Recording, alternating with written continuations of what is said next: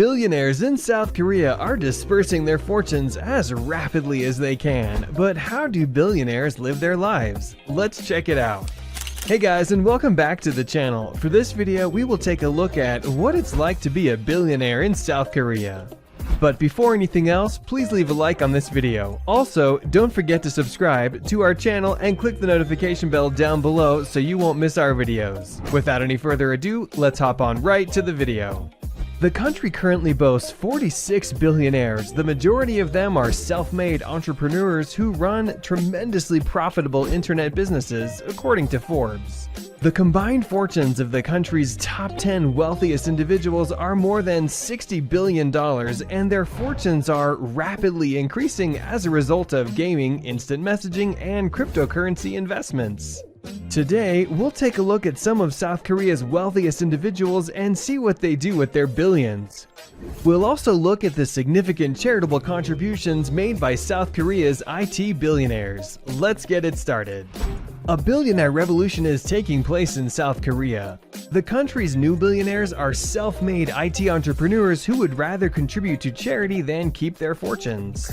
Following the rapid increase of Kakao Corp, Stock Kakao chairman Brian Kim, who had a net worth of $10.8 billion at the time of filming this video, became South Korea's richest person earlier this year. The company had a market capitalization of $43.7 billion at the time of filming, and his instant messaging software, Kakao, is used today by 90% of South Korea's smartphone subscribers. Despite the fact that Kim's net worth has increased by more than $6 billion this year, but he has no intentions to cash it in and spend it all.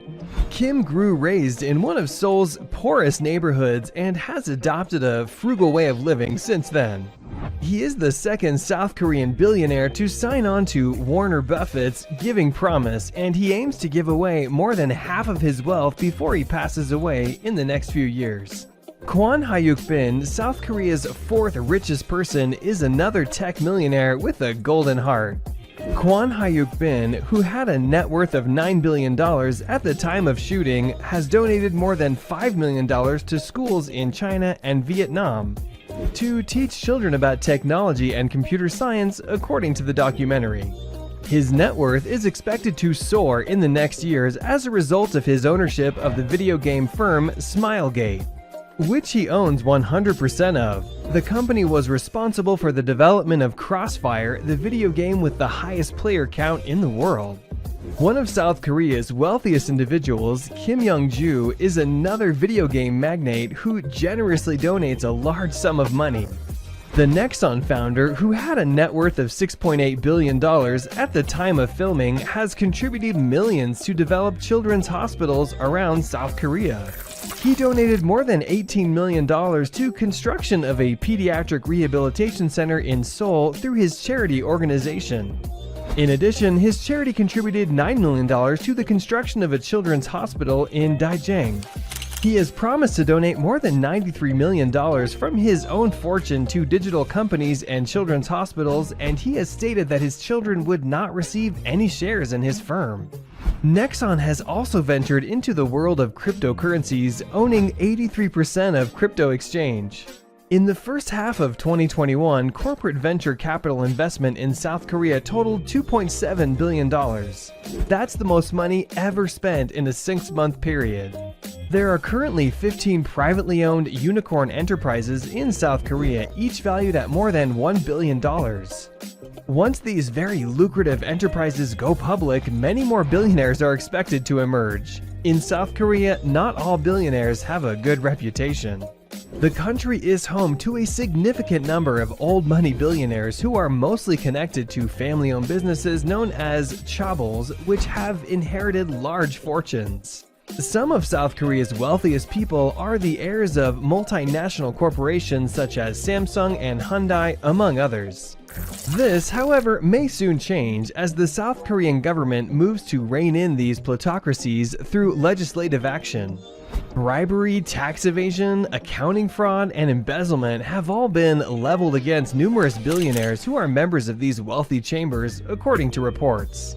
The second richest individual in South Korea, Samsung chairman J.Y. Lee, who had a net worth of $10.2 billion at the time of filming, was found guilty of bribery and sentenced to 2.5 years in jail.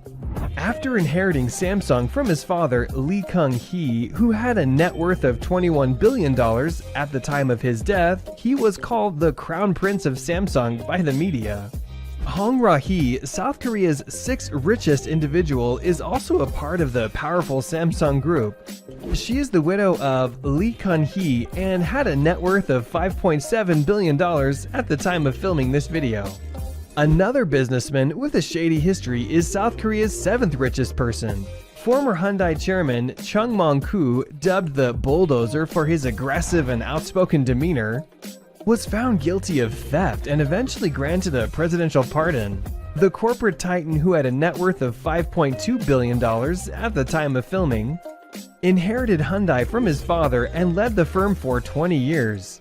In South Korea, there are currently more than 45 chaebols, with the top 10 owning more than 27% of the country's economic assets.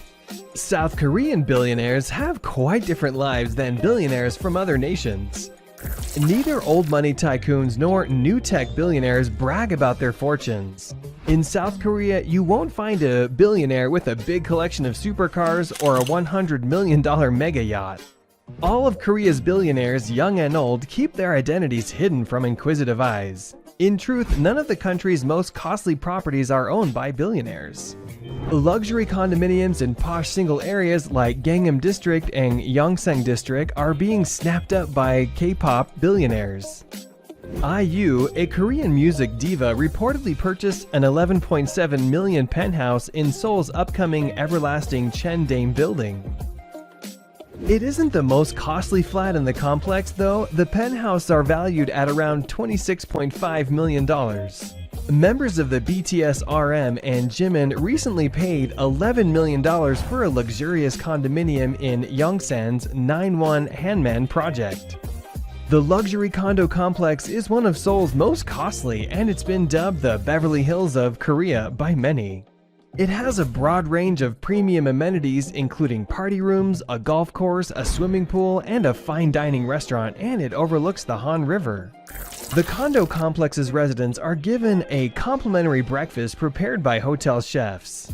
Outside of Seoul, there are plenty of expensive houses to choose from. A magnificent home in Gapyeong-gun was just sold for an unknown sum. The opulent residence, which is located on a private island, has an outdoor pool, a rooftop garden, and views of the Han River. A billionaire would have bought a home like this, but we'll never know, since South Korean billionaires keep their personal lives hidden from the public eye. While many of South Korea's old money billionaires are able to retain their wealth, they are also subject to onerous taxation. South Korea, in fact, has the world's second highest rate of inheritance tax, behind only Japan in this regard. However, if the deceased owned a controlling interest in a firm, the country's maximum inheritance tax rate is 50%, with the percentage sometimes reaching 60%. After Lee Kun-hee's death, J.Y. Lee and Hong Ra-hee were hit with a $10.8 billion tax levy, which they successfully appealed. They dispersed the estate's $2.2 billion art collection across several organizations throughout South Korea in order to reduce the estate's tax burden. A few of the many extremely notable paintings in the collection are Claude Monet's Water Lilies and Pablo Picasso's Portrait of Dora Maar, to name a few examples. Here's an intriguing fact to consider. What if I told you that South Korea's second richest man, So Jung-jin, began his business by borrowing money from loan sharks? Would you believe it? Jung-jin, who had an estimated net worth of $11 billion at the time of filming, used the funds from his loan to co-found Celltrion, which is now one of South Korea's most lucrative pharmaceutical companies. He even had to put his organs up as a security for the loan. That's it for today. If you guys enjoyed the video, make sure to hit the like button, don't forget to subscribe, and turn on that notification bell so you never miss out on any future content we'll produce for you guys. We're signing off now, but we'll be sure to catch you all in the next one.